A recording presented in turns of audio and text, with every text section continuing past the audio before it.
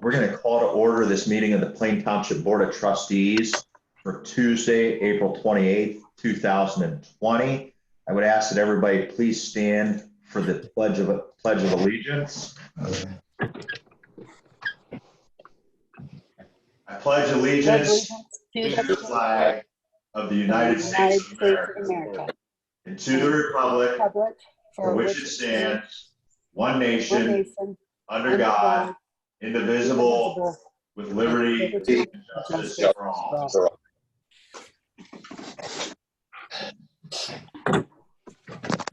Okay, before us, we should have our agenda as presented. Are there any additions, deletions, or corrections by fellow board members or department heads at this time?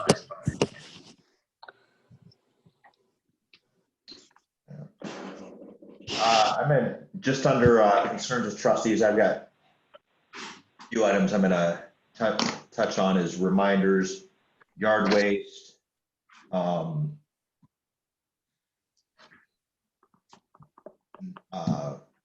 sorry, my mind went blank. COVID restart and Blackburn. Fair, Noah, are there any other additions?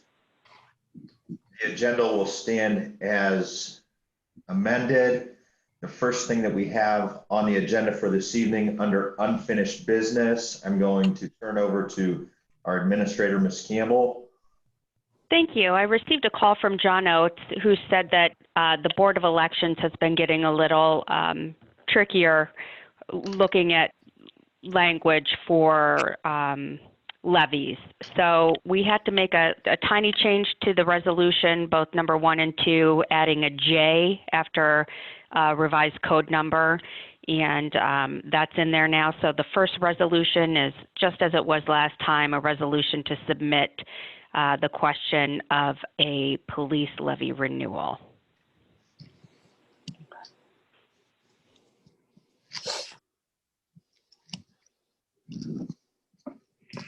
I will so move on unfinished business number 1. Second. I'll second. Got a second, trustee Sabo. Discussion. Roll call. Mr. Hawes? Yes. Mr. Sabo? Yes. Mrs. Harless? Yes. Okay, and item number 2 is the same issue. However, for the police levy replacement, again, this is the resolution to be able to send to the auditor to bring us back what the tax evaluation is of the levy. I will so move on unfinished business number 2. I'll second. Got a second, trustee Harless. Discussion. Roll call. Mr. Hawes? Yes. Mr. Sabo? Yes. Mrs. Harless? Yes. And that's the end of unfinished business. Thank you. Actually, it'll take us to new business, and we'll leave that with Ms. Campbell. Yes. Under new business, I have the information for Responsible Restart Ohio, and wanted to just talk a little bit about the date we've been given of May 4th, that offices could indeed reopen, however, with social distancing and still encouraging those who can work offsite at home to do so, to get the board's thoughts on what they'd like us to do at our offices with all of the conditions that we already have in place as far as the cleaning of the common areas, of the restrooms, of the high touch areas, employees taking their temperature, staying home. We are requiring a face mask, at least among ourselves when we are together. But I just wanted to get your opinion on, would you like the offices to open up, May 4th, or what your thoughts are? My initial opinion, in conjunction with whatever Brooke and John had to say, I think we continue to operate whether it's part of the staff remote, part of it in, depending upon what your work schedules or workload demands. I'm not seeing or hearing any major hiccups from conversations I'm having with our staff. So until I think some of the additional testing availability comes in, I think we definitely keep the public out of the building and we conduct everything remotely. I know. Yeah, and I think you're setting that type of tone. I know the department heads and staff would appreciate. And you're right. We haven't had any hiccups. Service hasn't declined at all. We're able to, answer the phones, get out permits, get out cards. We're still able to operate as if you could come into the office. I will say the one thing I think I'd like to see, just for an accountability, if and when we're in the office, no different than Chuck has over at the Central Fire Station, for the guys in the workout room. I mean, clearly outside of a login, we're walking in, we're taking the temperature and we're documenting it. So there's an accountability log to it. That way it's not that anybody's doing it, but, well, yeah, I took my temperature. I'm good. No concerns. I prefer just from a pure accountability and saying, yeah, Scott come in today and I was at 97.5 or I was at 99.3 or 100.4, whatever it is. That way, if something, God forbid, would come up, we know who was in there when and what their general condition was coming in. So Yeah, it's funny that you say that we talked about that at the staff meeting, and Joe was implementing that in the road department. But I think that's a good idea for all offices to do. So, because I know fire is, road was going to, but we should implement it across all departments. I think that's a good idea. I think the only question I would have on that, I mean, just simply name and temperature. I mean, knowing things are public record when you document it, is that anything that would technically be public record, or would that be HIPAA protected? Just because, I mean, it's of the do the back. basic. Those two back there, not over the counter head. I don't know, Chief Schallenberger, is that something that would be HIPAA? I mean, I guess I'd call it a transient log or something. Yeah, you know what? Once transient's a good idea, because once the day is over, you don't have a need to keep it anymore. So, yeah, I would agree. It's more transient. Good point, You're not Chief. putting down any other health information, just a name and a temperature. I think you're just using that as a charting mechanism. Yeah. Okay. Yeah, and I think recommended best practices under this Restart Ohio indicates that you do want to establish some type of temperature taking protocol. So I think that's a good start. Yeah. We have that established where people are to take it at home before they come in, but I think it's a good idea, since they're here, take your temperature, log it. We'll create a township-wide log for each department. I think that's a good idea. And ensures that they're doing it as well. Yep. And so, talking about the Restart Ohio, our next meeting in May, do you want to keep that a Zoom meeting? That's my preference right now. I mean, Yeah, and that would be May 12th.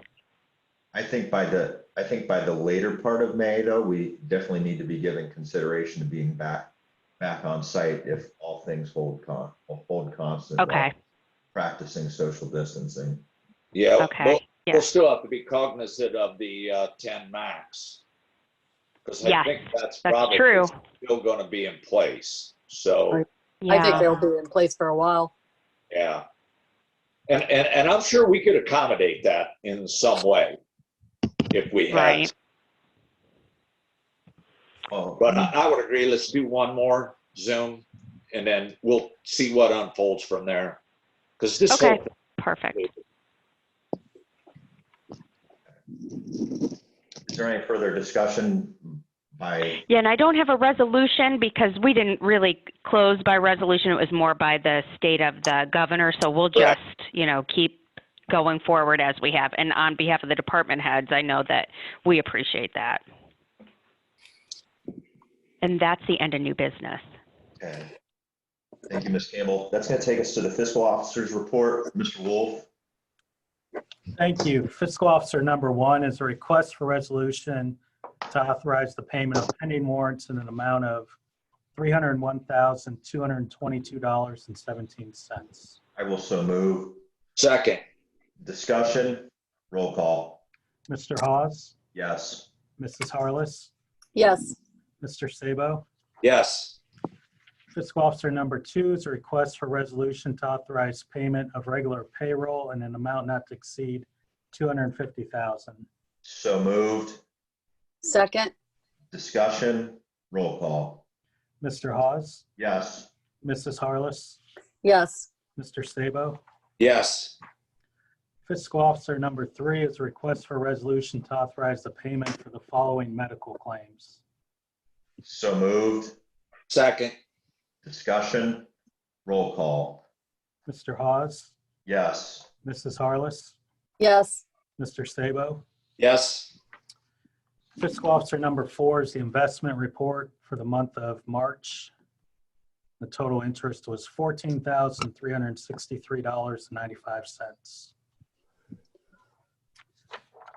Stellar performance. Yeah, it's still looking good. Fiscal Officer number 5 is a request for resolution to authorize the following transfers. I'll move on fiscal officer number 5. I'll second. Discussion. Roll call. Mr. Hawes? Yes. Mrs. Harless? Yes. Mr. Sabo? Yes. Fiscal Officer number 6 is the bank reconciliation for the month of March. Anybody's got questions for Tom on the reconciliation, feel free to contact him afterwards. And that concludes Fiscal Officer report. Thank you. Next item, Administrator, Ms. Campbell. Thank you. I have a resolution, and Eric's online. He can tell you how many cards that we have. How many cards, Eric, have we done for the yard waste recycling? We've distributed just over 1,000, and we have 1,500 in stock currently. And we just went through, had we not ordered them, we wouldn't have any in. So we are going through them. And what we wanted to do is order more because I think when that May 1 deadline hits and the yard waste opens, folks will realize they have to get a card. So before you have a resolution to authorize payment to Southway Fence for the proxy cards for the Easton Yard Waste Gate not to exceed $6,000 from Fund 01B02Y. I will so move on Administrator number 1. I'll second. Second discussion. I think just as point of clarification, because I know I've responded to a couple of residents this week, whether it's been email or calls on this. Again, this fee is now due to the fact that it's private yard waste for Plain Township residents only. And for approximately a year and a half, 2 years, the board, through our staff, has evaluated a number of options. And really this very low nominal fee of $25 goes to cover the pull cost and the basic manning. So for anybody who is hypersensitive even to the $25, there's still the one yard waste drop-off location that's funded by the Stark Tuscaloosa Joint Solid Waste District in Lake Township. Otherwise, this is going to be opening this Friday, May 1st, as originally planned, correct? And it'll be Friday, Saturday, Sunday, Monday from 8 a.m. to 6 p.m. That's correct. Okay. Any further discussion? Roll call. Mr. Hawes? Yes. Mr. Sabo? Yes. Mrs. Harless? Yes. And that's the end of the administrator report. Thank you, Lisa. Takes us to the fire department. Chief Schallenberger. Okay, thank you. Item number one is a resolution by the Plain Township Board of Trustees to authorize purchase and payment to various vendors for paving, construction, gravel, and miscellaneous products for the fire training building area located at 2855 Easton, not to exceed $20,000. I will so move. Second. Discussion. Roll call. Mr. Hawes? Yes. Mrs. Harless? yes, Mr. Sabo? Yes. Okay, thank you. Item number two, I just wanted to explain, we did receive a check from the federal government for $23,236.52 for the stimulus package money from Medicare. So basically, if we accept that money, we use that for EMS to reimburse for expenses for COVID transports, and it's specifically so we don't bill anything extra for transports of those patients. So just wanted to have that on there. So if we accept that, basically if we do, we all we have to do is not do anything, and they'll, we get the check. If we don't want it, we'd have to send it back. I think it just makes good sense to utilize that money, because I think we did the math. If we spent individually for a gown, mask, gloves, what'd you estimate, Chuck? About $25 for all of that for one patient? Yeah, approximately $25, $35. Yep. So we would have to transport in excess of 1,000 COVID-related patients for that money that we received to actually be eliminated. So I think it just makes sense for us to go ahead and keep it.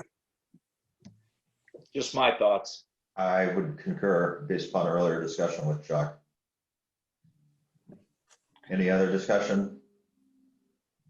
Okay.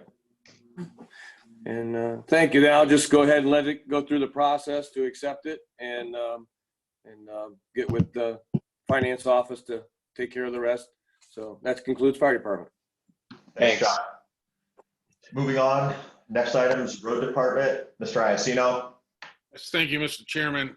Item number one is a list of bids for the road materials that we received from the companies listed on the spreadsheet. The bids were pretty much the same as last year's. We had a few increases and a few deductions.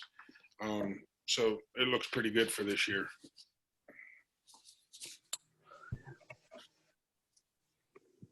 I will move on road number one. I'll second. Discussion. Actually, that's not a resolution. It's just Oh, to show you guys what it is. So, my bad. all right. Item number two is a resolution to award the bids to the companies listed below. And we had to take in the proximity of the bidders' premises for some of the bids so we're able, to get the hot asphalt and stuff and not have to go all the way across to Maslin. Okay. I will move on road number two. I will second that one. Discussion. I think what's important to point out here, and the board's been talking about this for the last couple of years, none of the asphalt companies have opted to bid on curb mix. Thus, the inquiries that we do get on I'm going to call it, is it, Joe, keep me in the guardrails here, but a semi-infrequent inquiry, but we get them about what's going to go on with replacing, my old asphalt curb. We ultimately are out of the business of doing that based upon any of these organizations not bidding on it. And we've been told for some time it wouldn't be happening just due to the cost and the demand factors. It takes a lot of extra work to have to do it through a handmade plant. Have we seen, only one company bid it last year, and we had a feeling it was going to happen. And without that mix, you cannot do the curb because it's got lime in it and it makes it stand up. And that's what keeps it up, and the certain gravel that they put in it. So I don't see us even being able to repair any from last year. We can do some cracks and stuff like that with some sealant, but and maybe some small patches with other asphalt, but to actually re-pour new curb, we don't have the materials to do it from here on out. So realistically, one of the things that, and we won't digress too far off on this, but we need to work to formulate what our response is and what type of direction will provide residents outside the fact that curb mix is not available, so we can't do this. And ultimately, we know we're going to end up getting some questions from individuals going, well, hey, what about curb and gutter? And based upon budget factors, cost, impact to roadways, that's not a practical or feasible solution either. Correct, Joe? Yeah, you're 100% correct. We did put a little note in this newsletter that's coming out that we can no longer get that material. So Right. it will be in there, and we'll handle the calls as they come in. Okay. Any further discussion? Roll call. Mr. Hawes, Yes. Mr. Sabo, Yes. Mrs. Harless, yes, And item number 3 is a resolution to authorize the payments to Central Allied Oster Sand and Gravel, North Star Asphalt and Highway LLC upon satisfactory performance of the terms of this contract according to the following schedule set forth. I would so move. I'll second. Second, Brooke. Discussion. Roll call. Mr. Hawes, Yes. Mr. Sabo, Yes. Mrs. Harless, Yes, Thank you.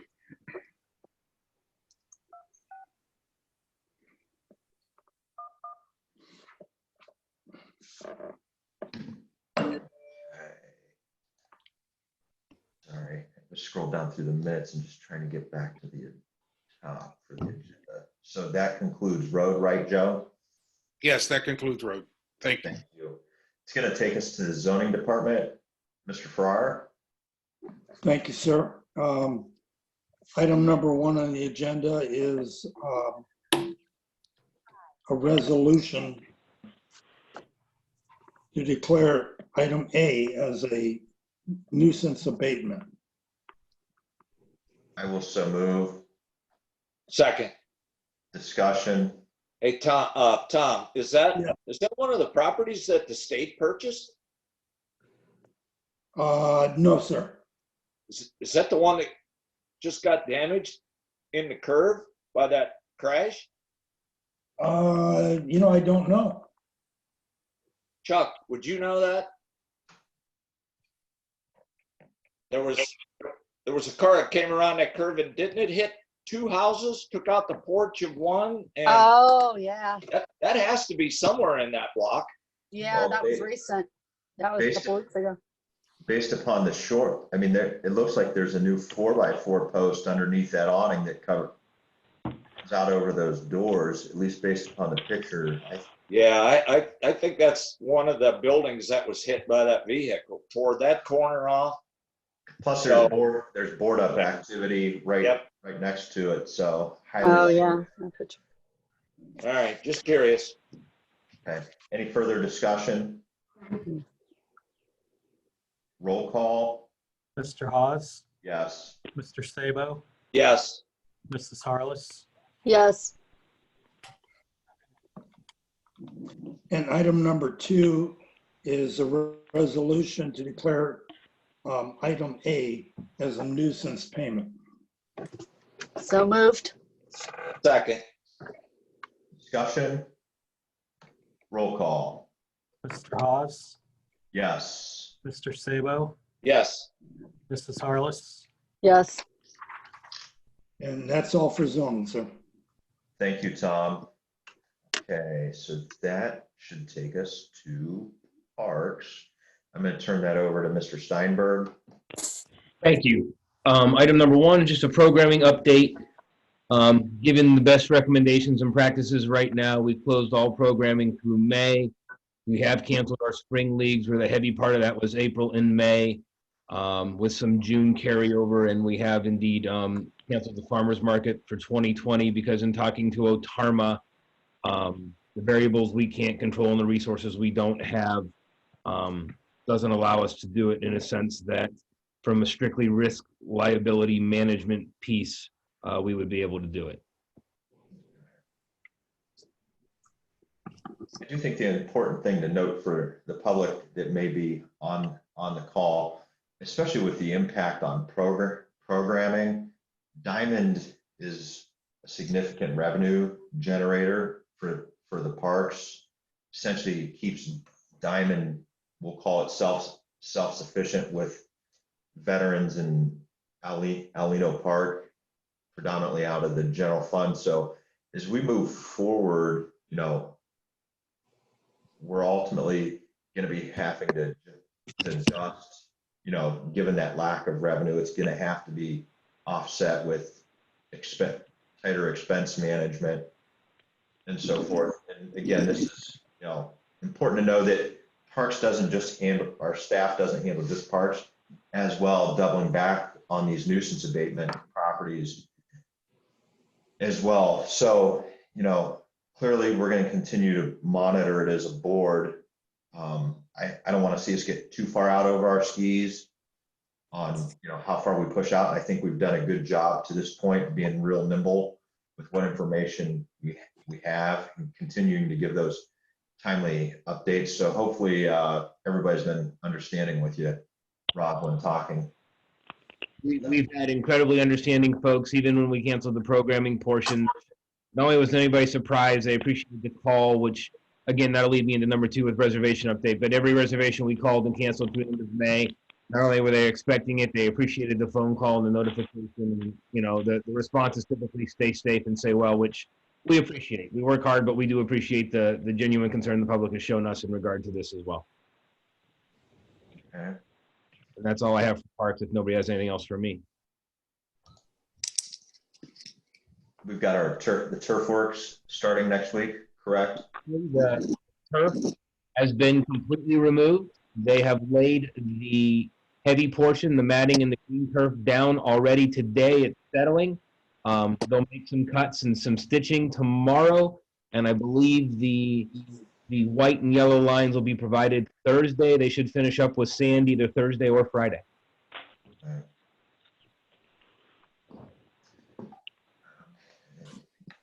There's nothing else for Parks. That'll conclude. We have nothing under the law director.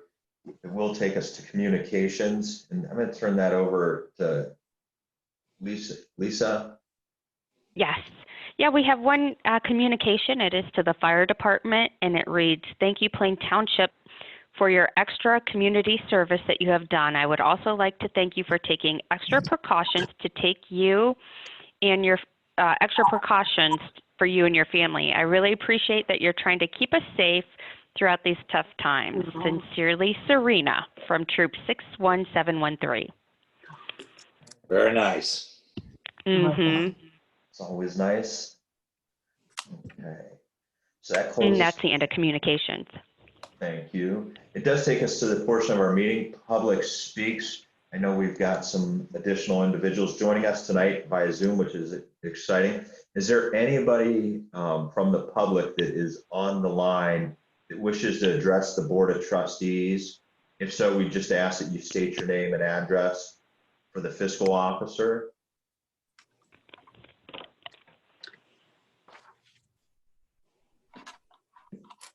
Troy, do you have any updates on the First Energy front? Yeah, thank you very much, Scott. Really, all I wanted to do is, first of all, thank you very much for having us on Zoom. It's companies like us that, you know, we're sort of stuck in our homes, and this is one of the only ways we have to come out and communicate with our elected officials out there. All I wanted to talk about was the storm that we had back there April 8th. It was pretty devastating. Just thank you for all your patience out there. If you weren't aware, I had sent an email note out just giving a little overview as far as just the damage that was occurred during that time frame. What I would like to bring your attention to is if you are aware, and I work closely with the EMAs on this, but if you in Plain Township are aware of any areas that for testing for COVID that may be coming up in your community that we need to be concentrating on in a situation where power may be lost, that we make that a priority, just please get that information to me. And if there's any other types of critical assets within your community that you feel needs to be put on our radar in the event of storms. The storm we had was pretty devastating and unfortunately in Stark, Mahoning, and Columbiana County, which is all my territory. We had some communities that were out for almost 4 days without power in some of those areas. It was pretty, especially in lower southeast Columbiana County was beat up pretty bad. So anyway, just wanted to say thank you out there, and if there's any questions for me. Thanks, Troy. Yep. Actually, Troy, not to blow smoke, but we really appreciate getting to see you. I know you've been a Yeah, frequent participant within our county township association meetings along with your counterpart, Lori, but then even attending some of these meetings. We haven't Great. necessarily seen that historically over the years. So thanks for being sure to join us this evening. yeah, thanks. Appreciate it. Thanks, Scott. Plus, I love your flag, man. That's awesome. Thank you. Do we have anybody else on the line from the public that wishes to address the Board of Trustees with any township-related concerns, issues, or thoughts?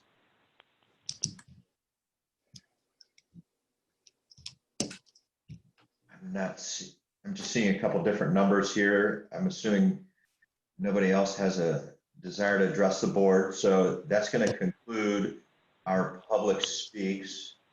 It will take us to the section of the meeting, concerns of trustees. And since I've already touched on 2 of the 3 items through prior sections, the only thing I really want to touch on real quick, I know Joe sent us out a update, or Lisa and Joe, communication earlier today about over on Blackburn, and again, wanting to, our county auditor essentially inquiring about a flashing speed limit sign over there. I know, Joe, you've got that trailer set out over there. Are we planning on placing that in a couple spots on Blackburn, or just based upon the initial? Well, actually, Scott, I didn't get a chance to get it out today. It'll go out tomorrow. We're going to put them both out there, one in each direction. Okay. The new one and the old one. And then I spoke with Lieutenant Carver today because they print different kind of reports, and we got that where he needs it, and we'll take it from there. We'll probably have it out through the weekend. And simultaneously, are we able to have Lieutenant Carver just pull any type of stop or accident activity over there? Just again, He already has. There was a public records request for it. okay. And so that's already been pulled, and I can have him forward it to the board, but it was forwarded to the homeowners association, not only for the sheriff's activity, but they have their private security person. They were able to have all his activity too. Okay. Yeah, if you'll forward that, I mean, we've talked about this before, and I know there's some other data that we've looked at on some of these other roads based upon prior elements, not pending anything drastic from what new reports will come. I got to tell you, I'm still extremely hesitant to make the move on that, because reality is that speed limit over there is already as low as it can be. And as we know, typically most of the speeding violators are within a mile to a mile and a half, i.e. right in their own neighborhood there. And I just really believe it opened Pandora's box. I mean, for the folks, whether it's a fixed sign or it's a flashing sign with the speed limit, the prior volume and the report activity that Joe shared doesn't seem to justify or warrant it. But, I think one of the bits of advice, and I don't know if the sheriff's office has provided too, is if that homeowners association have their, private individual work them up monitor that and then escalate it with the sheriff's office as necessary.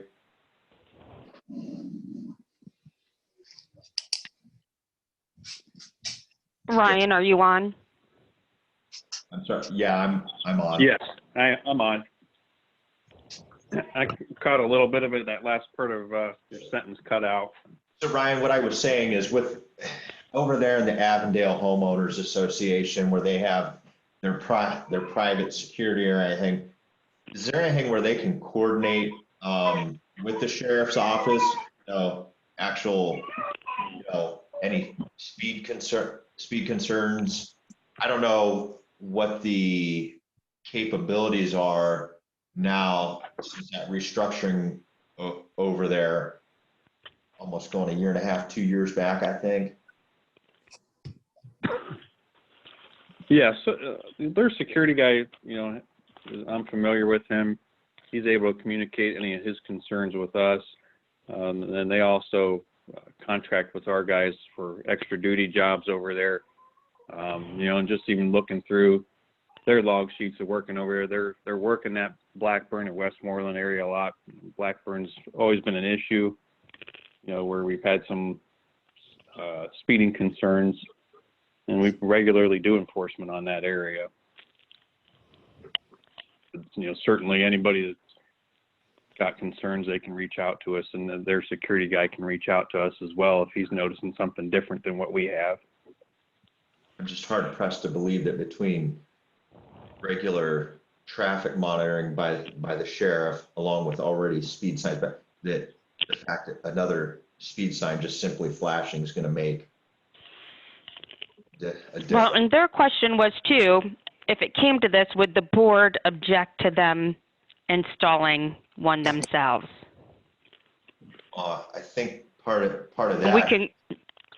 we definitely need to think through, but what liability or responsibility, if any, I don't think pending Brooke and John's feedback, but more so even Joe's from, maintenance and upkeep.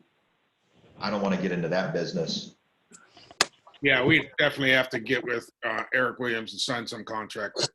Maintenance would be all on them, no matter what, whether it was run over or just, the solar's not working. There's a lot of trees in that area. And sometimes you don't get enough sunshine, for The them. reality is, as soon as something like that goes in from a private aspect, we know who's going to get the calls. It's going to be Right. It's going to be our team and proceed. Are they willing to take the liability of it? Oh, I don't know. The question was, would getting, potentially what if they wanted to purchase their own? And I'm not even sure that we're to that point yet, but that question was asked. I didn't get into details about it. Yeah, I think the general consensus is that the cost versus benefit of those devices for us right now is not something that we would want to invest in. However, like Joe says, providing that there are legal issues that, are not keeping us in any way prohibitive, we take on no liability and take on no maintenance costs. If they choose to make that investment, unless I would see something that would totally eliminate my thought, my gut reaction would be, it's their device. We have no liability. We have no maintenance. It would be their device. Well, I think I think that's kind of similar to them hiring their own contract people to, patrol their area. I think to that point, and I agree with you to a certain extent there, John. It looked like Eric Williams, like you have thoughts in your head. I saw that grin as John was talking. So didn't know if you have anything you want to chime in on. Yeah, I mean, I just think you're walking down a road that maybe we ought to pump the brakes on for a second, and there's a couple of reasons for that. One is there's not always going to be the same people there, and these things fall into disarray eventually Joe's going to be taxed with going out and either eliminating them or getting them up to snuff or whatever it is, because we can put whatever we want in writing, but once enough people move away, it's not going to matter. I just don't like the concept. This is just legally. We can certainly explore whether or not you want to do it. But legally, I'm not sure I'm a fan of the concept of allowing the privatization of street signs of any kind, because I'm not so sure that we can appropriately keep ourselves protected. And so that concerns me. Obviously, you guys tell me to look at it, I'll look at it, but I think there's some issues there. John, do you have any follow-up? No, just if you could look into that, because I would again go back and defer to whatever, if there was even a potential for any liability, then, my opinion would change quickly, because everything would rest on, where we're going to be from a liability and a maintenance standpoint. Yeah. That would be my priority. I would defer to that first above everything. Okay. Brooke? I agree with both of you guys, because it's gonna, Slippery slope. yeah. Like you said, it's gonna open a whole can of worms. Pandora box. Joe, nothing else on your end, or you? I mean, it's not only going to open up that can of worms, it's going to open a can of worms throughout the whole township, because once people see those, you're going to get requests, numerous requests as time goes on. Oh, yeah. Similar to the speed bumps, maybe at not the same volume, but. Yeah, similar. Okay, well, we'll do our homework with the speed trailer and the report information from the sheriff's office, and we'll use that as our follow-up, but some good initial healthy discussion there. That was the only thing I had. Anything else under concerns of trustees that may have come to mind? Okay, that'll move us to concerns of the fiscal officer. You were going to do a couple other things, weren't you? You were going to do yard waste? Since we already got those earlier in the conversation. Oh, okay, sorry. Well, I just want to, because I noticed today our signs came in, our thank you signs that we have posted. I just want to thank the staff for getting those out there. Whose ever idea that was, I think it was a great idea. I think we should just continue to publicly thank all those people that have been in the trenches. This is a whole new issue for us. And I always thought the word duty kind of went automatic with military people, law enforcement, firefighters, that type of thing. But boy, I'll tell you now, I've added a whole bunch of other people to my list of people that are committed to their duty, because, when you look at the people from the health department, the people in the hospitals, the drivers, the people at the grocery stores, all those places that are still out there open, that, as we well know, our employees had a sense of fear of the unknown and how all that was going to unfold if they had interaction. But think of those people. They're having interaction every day with people they don't even know coming and going. So, I think we can't thank them enough for their sense of duty and helping us maintain our sanity through all this. That's it. That's my soapbox. And nothing else under concerns of trustees? That'll take us to the concerns of the fiscal officer, Mr. Wolf. No concerns. Okay. That's going to take us to the section of our meeting, approval of minutes, and I will so move on the approval of minutes from March 9th, 2020. I'll second. Discussion. Roll call. Mr. Sabo, Yes. Mr. Hawes, Yes. Mrs. Harless, Yes. Next, I will move on the approval of the minutes for March 18th, 2020. I'll second. Discussion. Roll call. Mr. Sabo, Yes. Mr. Hawes, Yes. Mrs. Harless, Yes. Next item, approval of the minutes for March 24th, 2020, and I will so move. I'll second. Discussion. Roll call. Mr. Sabo, Yes. Mr. Hawes, Yes. Mrs. Harless, Yes. Next item is approval of special minutes for April 7th, 2020, and I will so move. Second. Discussion? Roll call. Mr. Sabo, Yes. Mr. Hawes, Yes. Mrs. Harless, Yes. And the last approval of minutes for April 14th, 2020. So moved. Or So second, moved. sorry. No, you did. Okay. You moved. I'm used to you doing the. I know. I That's why I was like, paused. oh. I run out of air over here. Well, then I'll, John's got a second. Discussion. Roll call. Mr. Sabo, yes. Mr. Hawes, Yes. Mrs. Harless, Yes. Okay. Last item, we do have a need for executive session.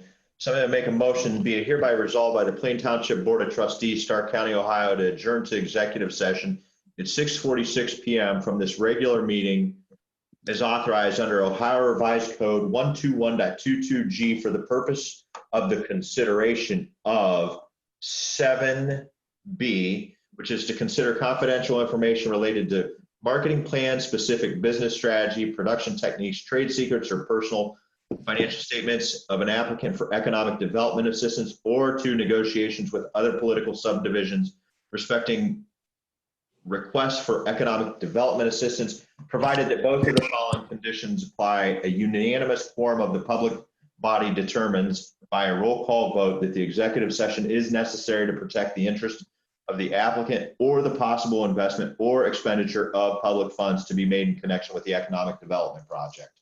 Second. Discussion, roll call.